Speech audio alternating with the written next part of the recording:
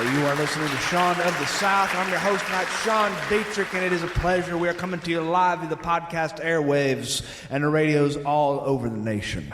These fine young men you see on the stage here behind me, fixing to play for you, are the California Feet Warmers, everybody. The California Feet Warmers.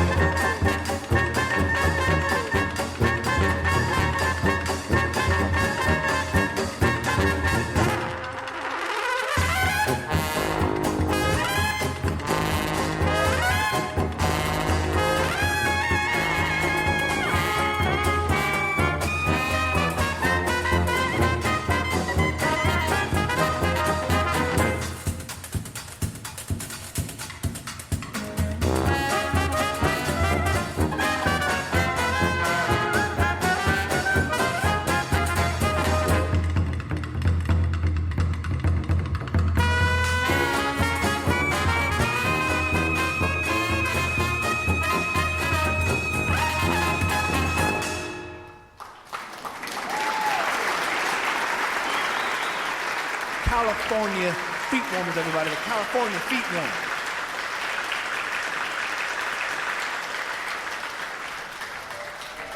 I'm going to read you a little bit of our mail tonight. A little bit of our mail sent in to us from people all over the nation who had nothing better to do than to write us, and we thank them for it.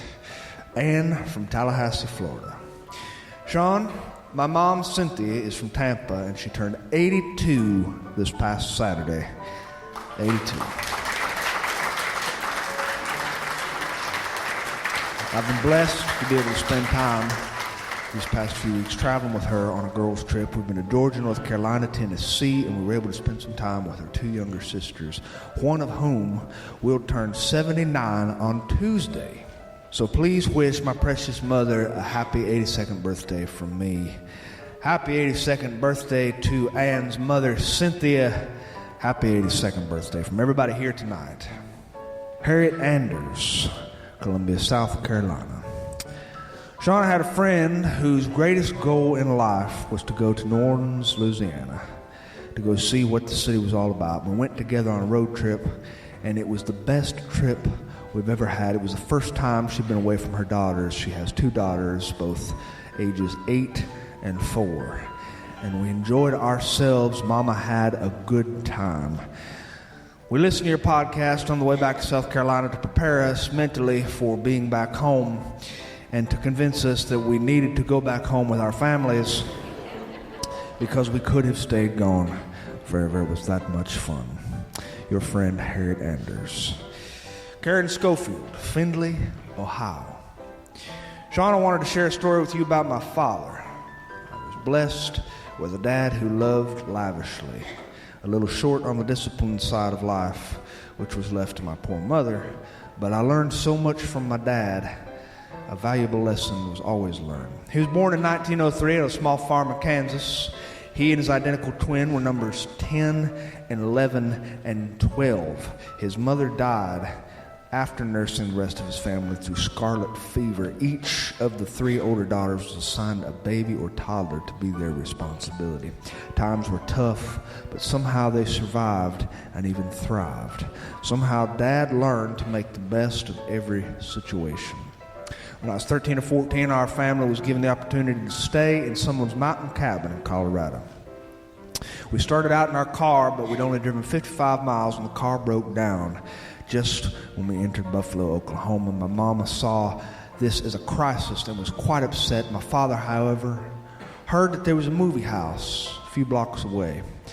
And that afternoon, there was a matinee, an Elvis Presley movie. And we walked back to see the movie, and then we went back to get the car. If we had not had car trouble, my father said, we would have never been able to see such a wonderful movie today. Ever since that day, I've made a conscious choice to try to respond to situations the positive way my father did. Thanks for letting me share a little bit of his story. Sean Phillips, Atlanta, Georgia. Sean, I know you're an Atlanta Braves fan, and I just wanted to say this is the greatest baseball season ever. Nobody expected anything from these guys, and I'm stoked to see them go this far. I don't even care how this plays out this season or if they make it as National League champions. I'm just proud of my Braves. Chop on, and I wanted to hear you read that over the air in case any of the Atlanta Braves are listening to your show. Well, dear Sean, I sincerely doubt they are because they have bigger things to worry about, like supporting their fine bullpen pitching staff. But if they are listening, go Braves. Connor from Jackson, Tennessee. Sean, I love listening to your show each week. It brings back a lot of memories of sitting around and talking to my grandparents. I love to hear their stories of when they were growing up on the farm.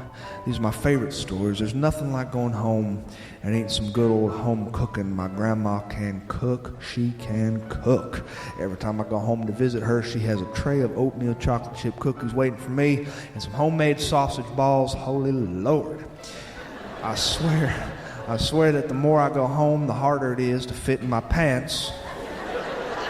Because it's like my grandma keeps trying to shove her cooking down my throat, but she doesn't have to tell me twice to go back for seconds.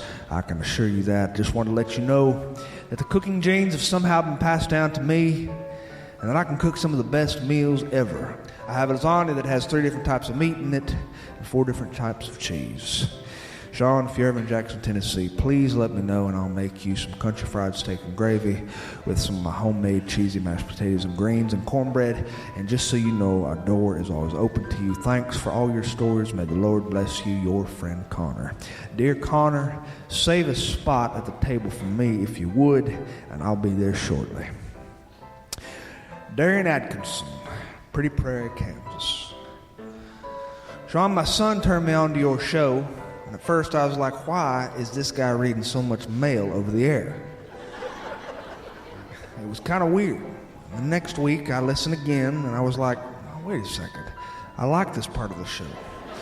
And now here I am waiting to see if you will read my stupid message over the air while you read this right now. My son will be listening on the school bus on Monday probably because he likes this podcast, so tell him his dad Darian said, I love you, Jordan. Jordan, rewind that if you need to, son, because your daddy loves you. Leanne Underwood, Montgomery, Alabama. My father used to go to a primitive Baptist church, and it was a real trip. The people there were very staunch and very proper, and they were also really committed to helping their own community. These weren't people who just sat around on their hands and did nothing. They were involved in the outside world with normal people, and they were not judgmental. I went through a long period of doubting in a higher power, I'll be honest. When I was a teenager, I went wayward, but my father just remained a good example for me. He never pushed me in one direction or another. He never ever tried to shove anything down my throat. I'm an Episcopal now, and a lot of people in my father's church still call me when they need something, and I still help them, and they still help me with stuff like re-insulating my attic or replacing the deck outside my kitchen free of charge, by the way, because they really believe in love. And even though I'm not part of their church, and even though I gave them a lot of grief growing up, I just wanted you to know that my father goes to a wonderful church, but really he's part of a wonderful community of people. Arnold Davidson, Lee, Massachusetts. Sean, come up to Lee, Massachusetts sometime. We have some of the most beautiful scenery in the cutest town you'll ever see. I think you would like it, even though it is most definitely not the South. I have a friend who introduced me to your show, and I really like it. I feel like I know you after listening to a few shows. Cheers, Arnold. Sonny Malbus, Thomasville, Georgia. I started learning how to barbecue, Sean, because I can't seem to find good barbecue anywhere near me anymore. Every time I hear somebody recommend this place or that place, I visit and I eat and I think to myself, this is just okay. It's not great.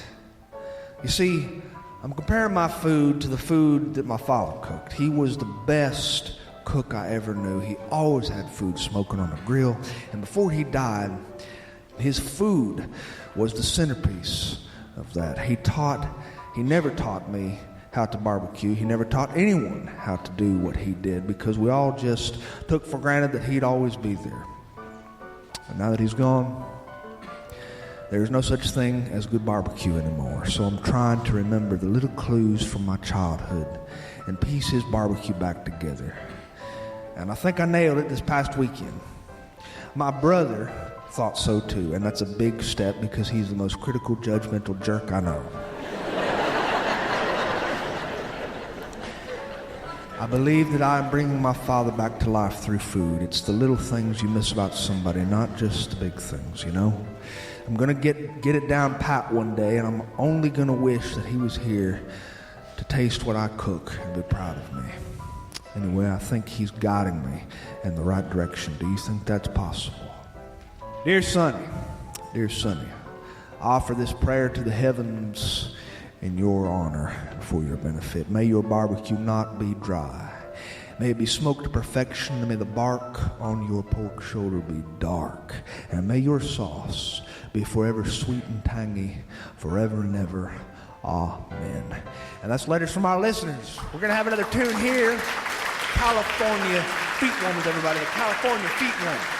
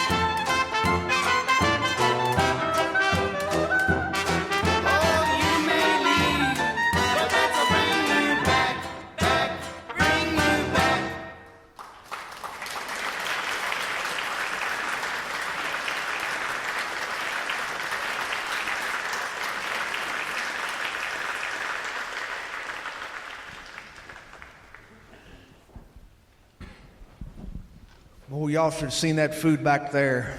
That food back there is a big room for the band and for me and for my wife and for the people who are helping putting this thing on, the sound guy and the folks who are taking tickets at the door. There's a big old spread of food. Big old spread of food reaching from one end of the room to the other. It was magnificent. You see, I come from a long line of Southern Baptist people. I could close my eyes and I could navigate across a potluck table with dead-on accuracy. And this is because Southern Baptists all over the world seem to do things sort of the same way. I've been to churches everywhere from Shepherdstown to Church of Mobile that had only 10 members, and I've been in a church in Franklin, Tennessee that had about 7 million members who all cut their hair the same way and wore stretchy pants. And they sang songs that had the lyrics projected on a white screen behind the pulpit that was the size of a movie theater screen. Songs that my aunt would have called 7-11 songs because they had 7 words and 11 choruses. Some of the greatest hits of these tunes are songs like "Oh Lord, oh Lord, oh Lord, oh Lord, oh Lord, oh Lord, oh Lord, oh Lord."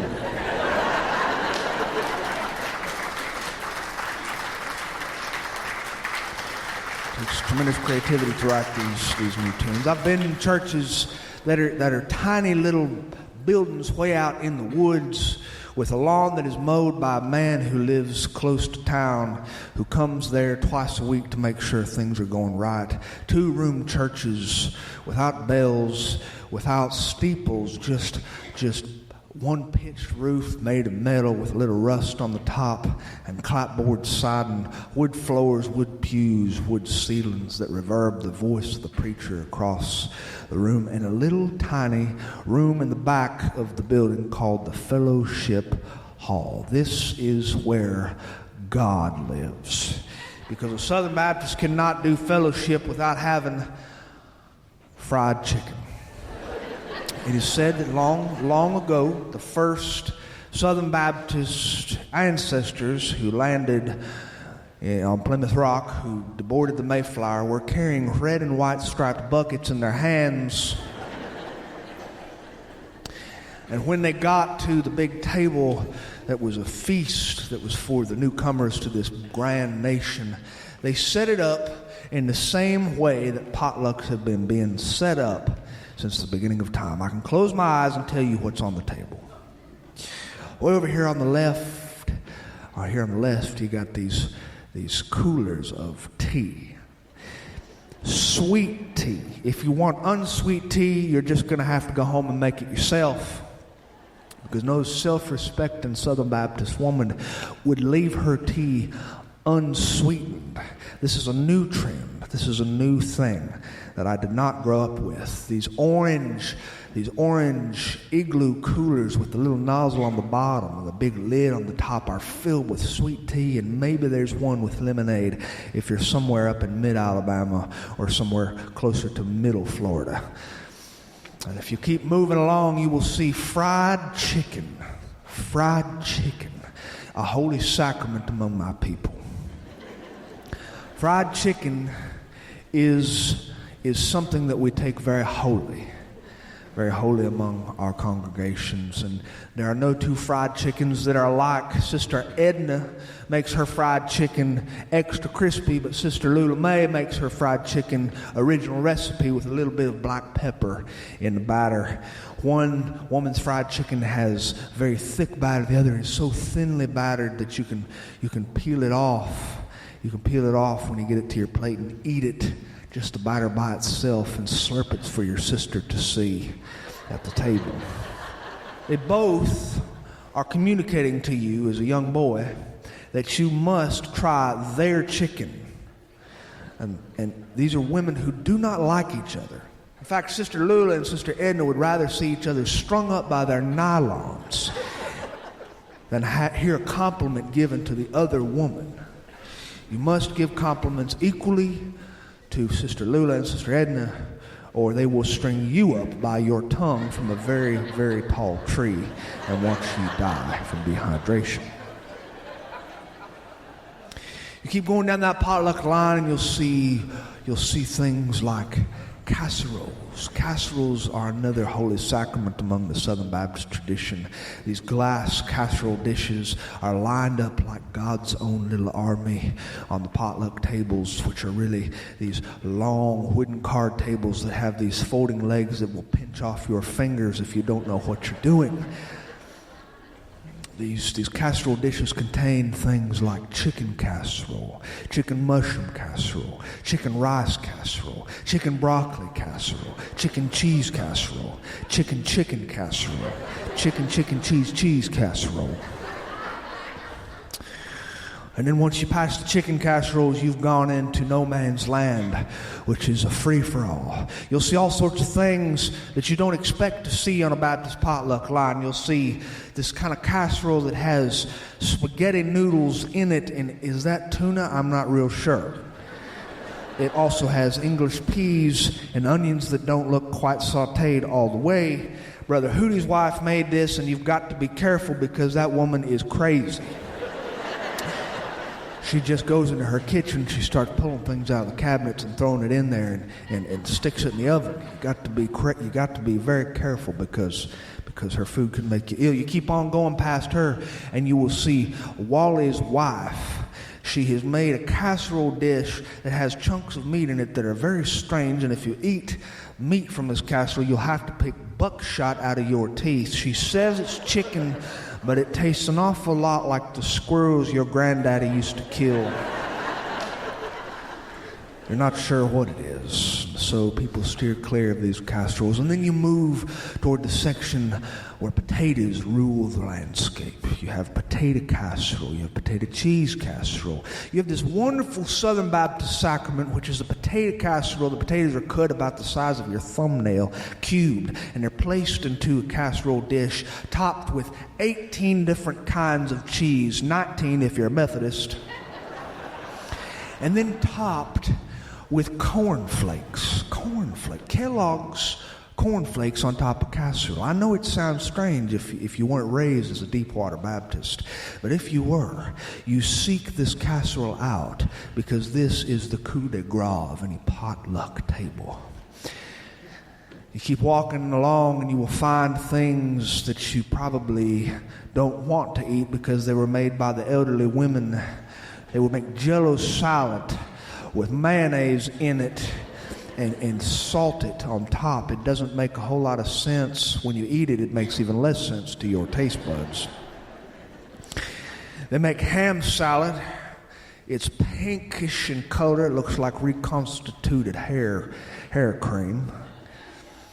You have tomato aspic, which is a disc-like thing of gelatinous consistency and viscosity, which really resembles floor wax.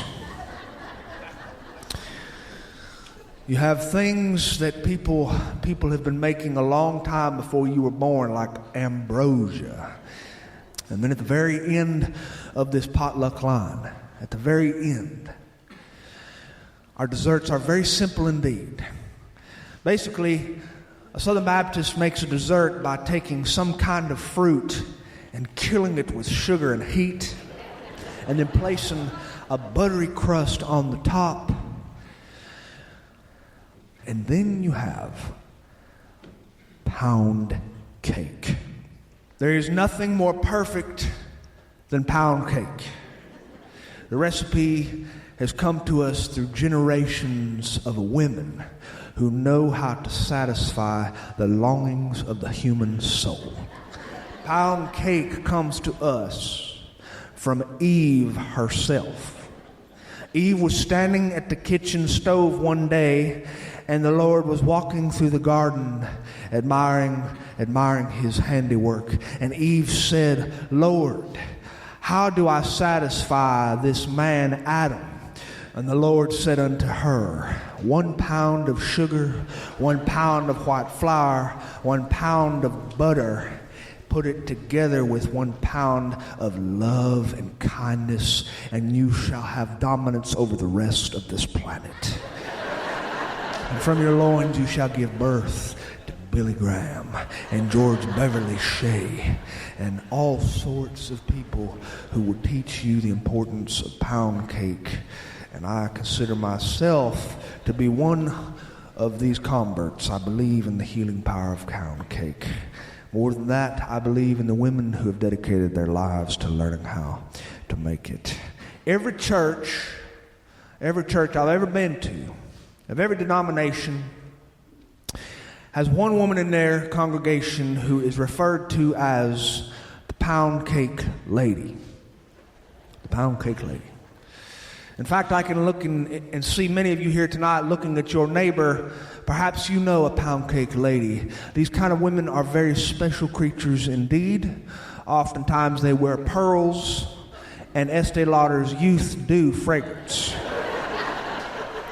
These are women who are wiser than you are, wiser than they will ever know they are. With simple ingredients, they are bringing to us the same ingredients that their families have brought through generations, and they are changing the world. The pound cake lady, she is the glue that holds your congregation together. I promise you, whatever church you go to, your pastor or your priest knows who this woman is.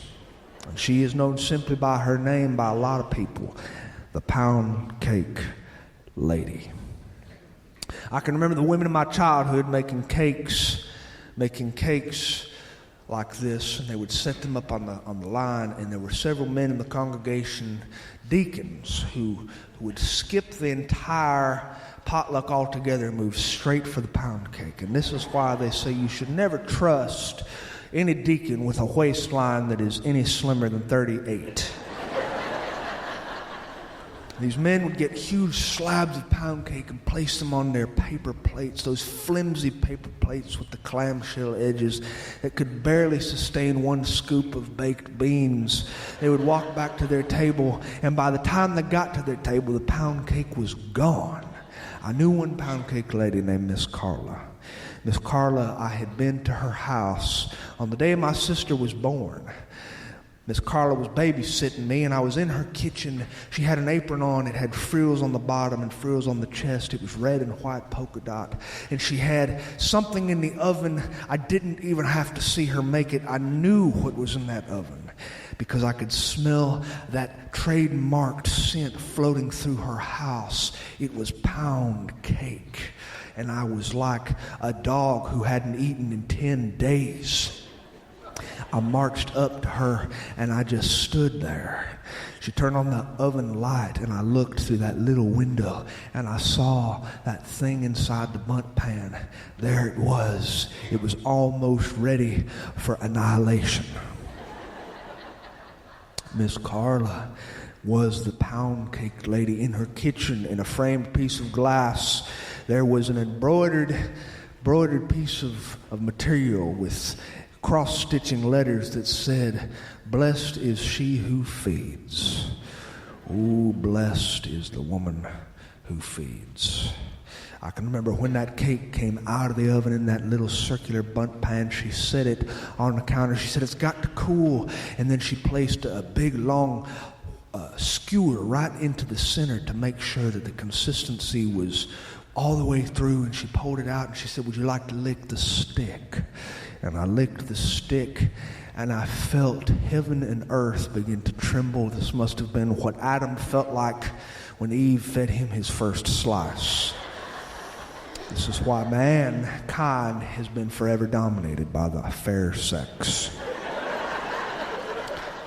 Yes, sir. Pound cake. And I can remember getting the news not very long after. She had cut that piece of cake and placed it onto a small saucer-sized plate sitting on the table in front of me. I can remember a phone ringing in her kitchen, the kinds of phones with the long cord that hung down, and the kinds that you could walk into the next room, to the next county, and still have the same phone conversation. She pressed that phone up to her ear. She's still wearing her apron, and she said, "Oh, you're kidding. Really?" She said, "Oh, you're kidding. How much does she weigh?" "Oh, how lovely. How lovely. Okay, I will. I'll bring him right up there." She hung up that phone.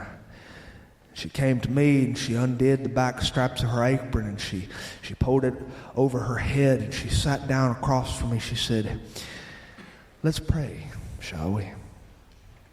We folded our hands. I bowed my head. I could smell that pound cake. She said, "Dear Lord, bless us, O Lord, for these thy gifts which we're about to receive. And dear God, bless Sean's mother. She's just had a baby girl, 7 pounds, 3 ounces. Amen." And I looked at that piece of cake. I said, "Is it true?" She said, "Oh, it's true. You have a sister, Sean. We're about to go see her. Finish your cake." And I took one bite of that cake, and I took another bite, and after about 7 bites, the thing was gone. She cleaned up my dishes, and we went straight to the hospital, waltzed up to that 3rd floor. My father was standing in the hallways. He was pacing back and forth. He was wearing blue scrubs with a blue cap over his head, a surgical cap, and he was walking back and forth. He saw me, and he grinned. He said, "Oh, son," and he hugged me. He said, "You got a baby sister." And he saw Miss Carla walking down the hall behind me, and he sniffed the air. He said, "Is that pound cake?" And in her hand she carried a big plate wrapped with saran wrap plastic. We walked into that hospital room, and she was the first woman in that hospital room besides my mother, and she placed a pound cake right on the table next to the door. And I held my sister for the very first time. She looked like a white little frog. 7 pounds, 3 ounces. I held her against me. And my father was eating pound cake. It was crumbling out of his mouth and falling all over his blue surgical scrubs. Those few days that my mother was in the hospital, she received 4 pound cakes. 4. The more pound cakes you receive, the more highly you're regarded in your church. 4 is pretty good. 7 would have been too good, and we would have questioned whether or not people were bribing her. But 4, that's a good even number. And I can remember when the people in our church celebrated my sister's entry into this world. It was a small party at somebody's house. It was a post-birth shower, if you will. There were all sorts of women there, and they brought all sorts of things that my mother would need. My mother had only had a boy, and she had nothing she could pass down to her girls. But these women, they all had families that had been raised. They had frilly clothes that their daughters weren't wearing anymore, and they brought trash bags full of these clothes, and they brought food. I waltzed into that kitchen of that woman's house, and I looked and I saw the casseroles and the fried chicken. My father was there with me. We looked at that table full of food. He said, "Thank God we're Southern Baptist."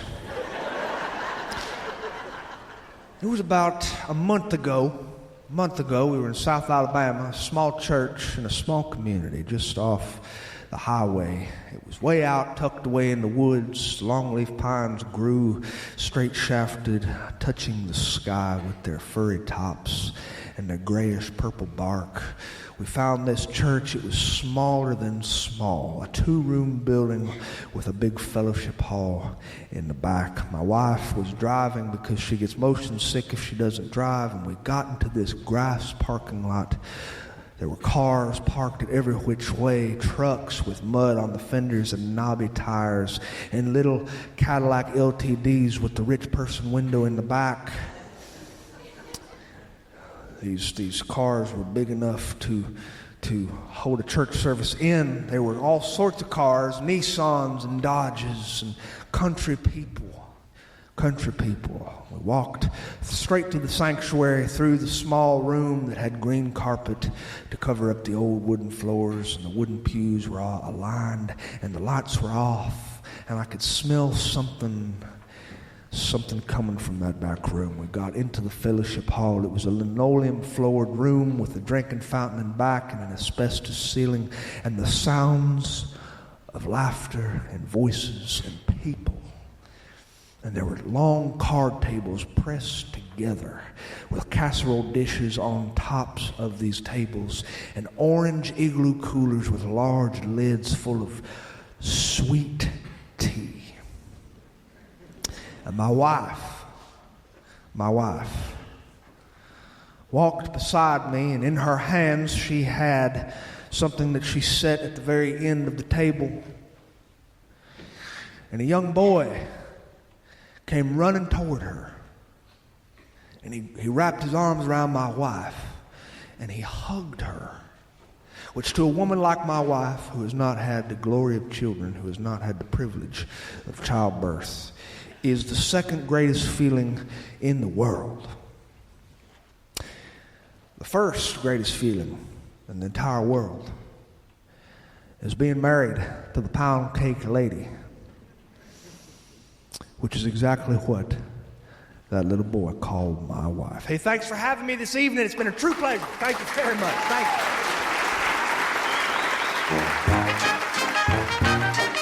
Hey, thanks for listening to Sean of the South. I've been your host today, Sean Dietrich, and it has been a bona fide pleasure, if I do say so myself. Hope you join us next week, or maybe even the week after that if you ain't got nothing going on. That music you heard behind me today was the California Feet Warmers, masters of ragtime, Dixieland blues, and early swing. These guys are renowned for an early depth of character that sets them apart from others who have followed that throwback path to New Orleans music circa 1920. This is the band that the famous Keb Mo sought out to provide an air of authenticity when he recorded his latest album, Blues Americana, so you owe it to yourself to check out their work at CaliforniaFeetWarmers.com. While you're there, I hope you take the time to download their newest album on an online platform of your choosing and enjoy it for what it's worth. To find anything more about what I do, you can visit SeanoftheSouthShow.com. While you're there, I hope you take the time to check out our archives. We have shows dating back to the very first one when we only had 3 listeners, to our most current episode, which you have just listened to, now that we have 11 listeners. While you're there, I hope you take the time to drop me a line, because I love to hear from my friends. Tell me about your church socials, ice cream parties, parents' anniversaries, grandparents' birthdays, or your birthday, and I'll do my best to read these things over the air if I'm so inclined, because I love to do this sort of stuff for my friends. Speaking of friends, be safe wherever you are. Be safe, which is Southern speak for I love you. Adios.